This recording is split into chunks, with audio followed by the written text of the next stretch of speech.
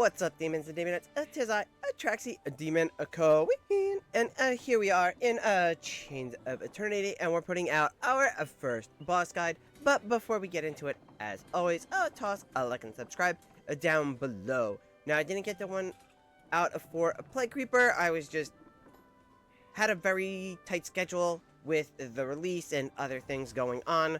So we didn't get a Creeper video out. We'll get one of those out next week. As things may change. But today, we're talking a Shelbrute. Yes, a Shelbrute.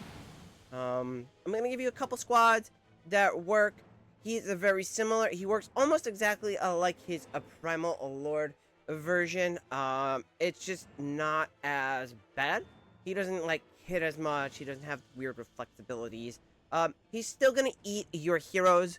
So we need some Kalam food, but we'll talk about that later when we talk mechanics. Let's look at comps, and I'm gonna give you 3 comps.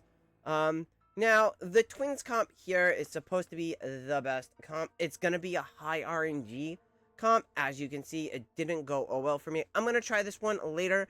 It could do with probably more reso levels just to increase the survivability of the twins. They are a little squishy still, even after the buffs, but then again, everything's squishy when you get up to those next difficulty levels. So let's talk damage numbers and let's look at the formation.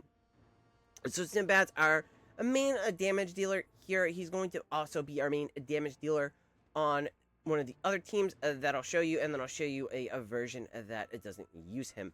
Then we have the twins. They're going to be a big buffer. You'll notice we have no debuffer really on this team other than Sinbad. So no Kruger, no Rainer here.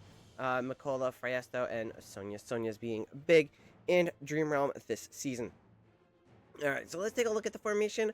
We have Illusion of Friesto in front. Real Friesto in back here on Sonya. You're going to see this a lot, is the energy Friesto is going to end up on Sonya. That's just kind of the way it works with her and her buffing other heroes. It's just it's a formation thing. Then we have Sinbad. They're getting the buff from the twins. We have Elijah in the back and Lila in the front. And we have a similar issue here in the grid when we run the twins, right? We can't tell which is which here just by looking at it, and we can't tell which is which here just by looking at it. So Elijah is the boy, the one with the blue hair, and Lila is the girl, the one with the pink hair, right? So at least they made it easy for us that way. And then you have Mikola here in front, and we're running with Star Shard. This will probably change once we get overcharged spell, but who knows how long. Well, we do know how long it's going to take. We're going to get it on Monday's reset right off the bat. Look at these split. So that's that squad. Again, we're going to run that one closer to the end because we are in pre-endless. We're still getting a lot of reso levels, so we're going to do our runs more towards the end of the day. This is just some initial testing we did early in the day. This is my number 1 squad. This was what gave me the highest score, and this is probably a bit more reliable than the twin squad. So let's take a look at this one. Again, the Sinbad is our prime damage dealer. It actually could be Sonya that's our prime damage dealer. I may have to switch these two. Right, so here's the formation. We have a Sinbad to the side, Sonya here, a real Friesto here, Illusion of Friesto here, Mikola here, and a Kruger off to the side. Again, we're running with Star Shard. It could be better with Overcharged, but for now, we're still running Star Shard. And then there's one formation that I used. It's the formation that cleared. Comment 1 forming, and it's my formation from the Pioneer server that uses Odie. So this is going to be your non-Sinbad squad, non-twins squad. We're gonna put Illusion of Friesto in the front, Rainer here in the middle, Odie behind Rainer, Sonya away in the back here, Mikola to the side, and then a real Friesto here. As if we scroll up It actually works better with Harmonic Echo than Star Shard, so you're going to want to run it with Harmonic Echo. Give your extra levels to your Odie. Now, this formation is set up more in mind for the future when we do get charm sets, and your charm sets come into play. So we should have them up and running for the next go. We should probably have our Rainer charm set, our Odie charm set, Mimi our Sonia charm set, the twins charm set. These are all big charm sets to get early on. Rainer's is going to add a true damage bonus. Odie's going to give him an extra attack, essentially every 3 normal attacks. That's going to give him some of that percentage damage. That's pretty big free damage. Sonia's is just an extra attack that does extra damage. That is significant, right? So those are some sets to keep in mind. The twins just every time they buff, they give a damage bonus. Like, I think at the purple charm set, it's like 6% for 6 seconds every time they shield or heal a hero, right? So that's whenever they send their beams through the line. So that's every 12 seconds or so, depending on haste. Yeah, so that's it for that one. Let's take a look, and I'll talk about some of the mechanics and why we're running Freyasto here in pre-endless. It's not because we needed a tanky hero and we upped it. No, we need him to deal with the Gulp mechanic, right? That's the mechanic of where Shelbrute eats our heroes.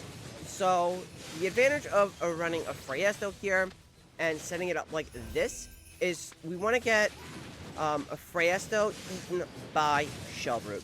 That's right, Freyasto is clam chowder on this fight. As you can see, he gets eaten. What this does is Freyasto's not going to do a lot of damage pre-endless anyway. And having his 2 copies being eaten over having one of our other heroes being eaten just allows us to have 4 heroes on the field as opposed to 3 heroes. So even at a lower investment, you could still run Freyasto on this fight. It's very similar to Orson, where we're running an Elsa to deal with the boss mechanic. I like that aspect. We need specific heroes to deal with specific boss mechanics. So that means that hero is probably pretty much always guaranteed to have a spot in a formation. Or like Croaker, where we would originally run Thorin and then run Taylene to deal with the instant kill mechanic, right? So I like that. That's always nice to have that boss mechanic. You can kind of play around by using a certain hero, and that is Freyasto on this fight. So again, I'm gonna run all of my scores closer to a reset to have that max reso level. I'm also still trying to find that top RNG window. It looks to be, for me at least, on the odd minutes towards the end of the calculation at around, like, say 3:45. It's in that like 3:40. So it's odd minute, and then in like the high 40 seconds, so maybe like 46, 47, 48.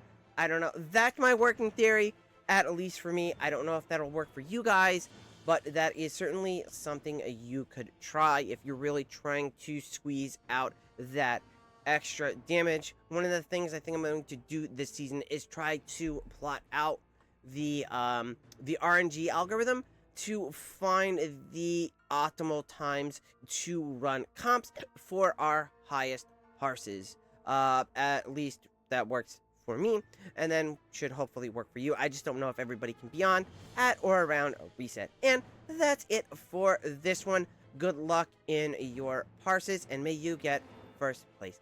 Bye!